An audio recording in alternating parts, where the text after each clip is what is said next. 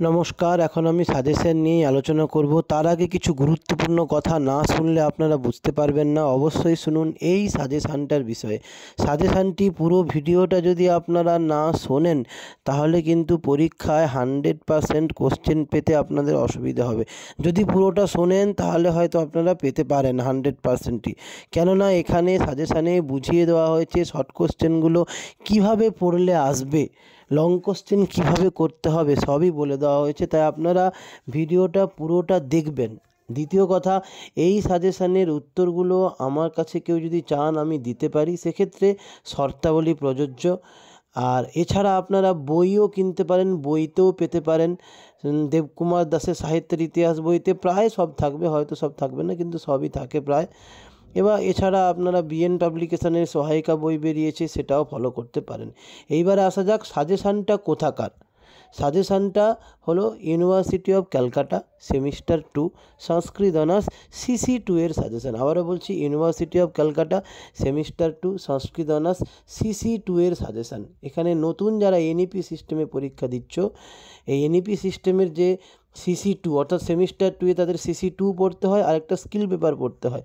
সেই CC2 এর জন্য আমি সাজেশান করেছি যে পেপারটা সাহিত্যের ইতিহাস, সেইটার উপরে। আসা যাক সাজেশানে আমি আসছি। আপনারা অবশ্যই পুরোটা না টেনে পুরোটা ভালো করে দেখবেন। প্রথমে কি করতে হবে, প্রথমে আছে বৈদিক সাহিত্যের ইতিহাস। বৈদিক সাহিত্যের ইতিহাস থেকে একটা লং কোশ্চেন করতে হবে 10 নম্বরের। এই একটা লং কোশ্চেনের জন্য আমি 5টা কোশ্চেন সাজেস্ট করেছি। আশা করি এর মধ্যে অনায়াসে একটা চলে আসতে পারবে। ঋগ্বেদে দার্শনিক সূক্তের পরিচয় দাও, ঋগ্বেদে সংবাদ সূক্তের পরিচয় দাও, ঋগ্বেদে ধর্মনিরপেক্ষ সূক্তের পরিচয় দাও। যজুর শব্দের অর্থ কী, যজুর্বেদের কয়টি বিভাগ ও কী কী, যজুর্বেদের বিষয়বস্তু বর্ণনা করো। 5 নম্বরে অথর্ববেদের অপর নাম কী, কেন বলা হয় অথর্ববেদের বিষয়বস্তু আলোচনা করো। এই 5টা লং কোশ্চেন একটু ভালো করে করবেন, অনায়াসে আপনারা একটা পেয়ে যাবেন। বৈদিক সাহিত্যের ইতিহাস থেকে লং কোশ্চেন থাকে, এইগুলোর মধ্যেই আপনারা পেয়ে যেতে পারেন। এরপরে কি থাকে না, বৈদিক সাহিত্যের ইতিহাস থেকেই টিকা থাকে এবং শর্ট কোশ্চেনও থাকে। টিকা ও শর্ট কোশ্চেনের জন্য আপনারা কী কী করবেন আমি পরের পেজে যাচ্ছি।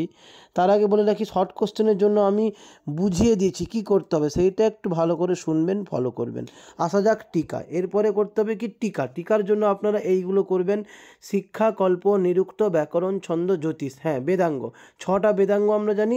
এই 6টা বেদাঙ্গ যদি আমরা টিকা হিসেবে পড়ি তাহলে আশা করি অনায়াসে আপনারা পেয়ে যাবেন একটা শিক্ষা, কল্প, নিরুক্ত, ব্যাকরণ, ছন্দ, জ্যোতিষ। এখান থেকে একটা টিকা আমি আশা করছি অনায়াসেই থাকবে।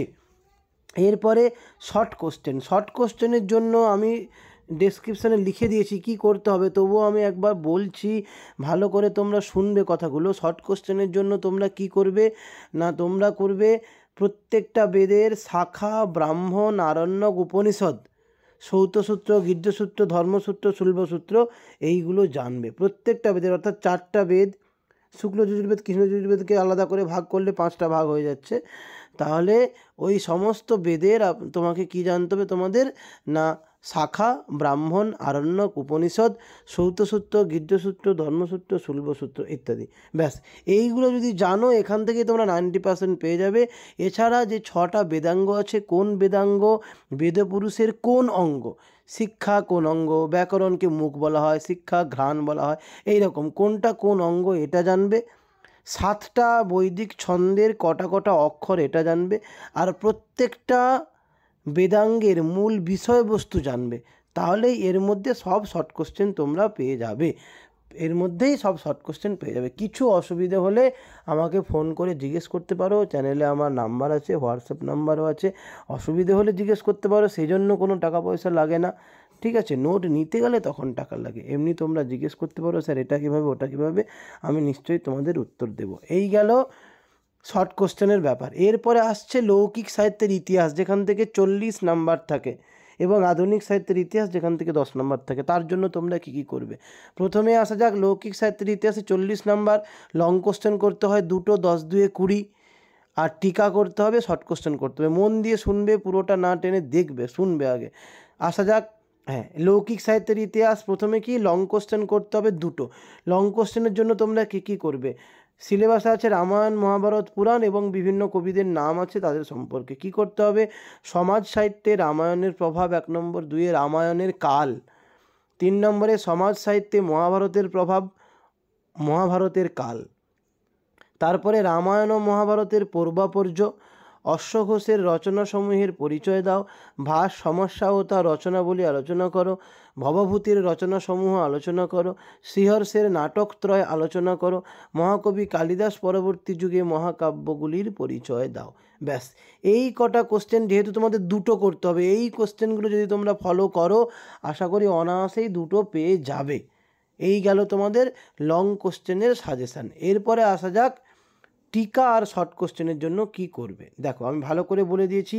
টিকার জন্য তোমরা কি করবে, শূদ্রক ও মৃচ্ছকটিক, বিশাখ দত্ত ও মুদ্রা রাক্ষসম, ভারবীয় কিরাতার্জুনিয়ম 3 নম্বর হলো, 4 শ্রীহর্ষ, 5 গীতগোবিন্দ, 6 উত্তর রামচরিতম, 7 বৌদ্ধচরিতম, 8 মেঘদূতম, তারপরে শতকত্রয় ভর্তৃহরির শতকত্রয়। ব্যাস, এই কটা করলে অনায়াসেই তোমরা দুটো টিকা পেয়ে যেতে পারবে।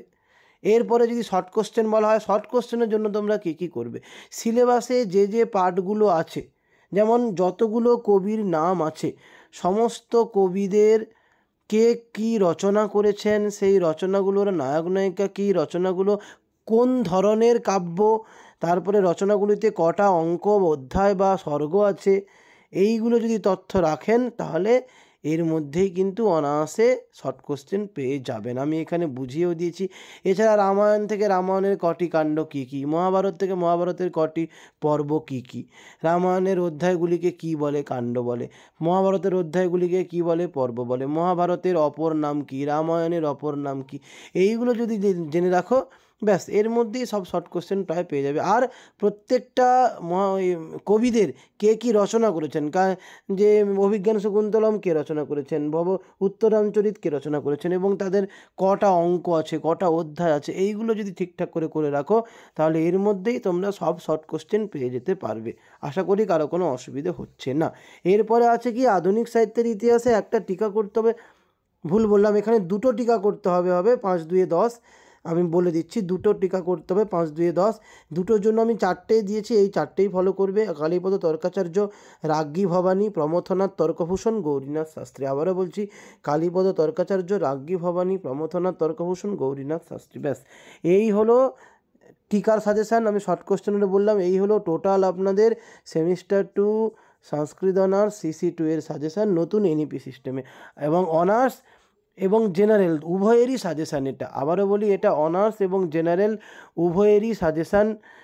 তাই তোমরা কেউ বিভ্রান্ত হবে না, অনার্সের স্টুডেন্টরাও এটা করবে আর জেনারেলের স্টুডেন্টরাও এটা পড়বে। এই একই সাজেশানে অনার্স, জেনারেল, MDC সবার ক্ষেত্রেই প্রযোজ্য।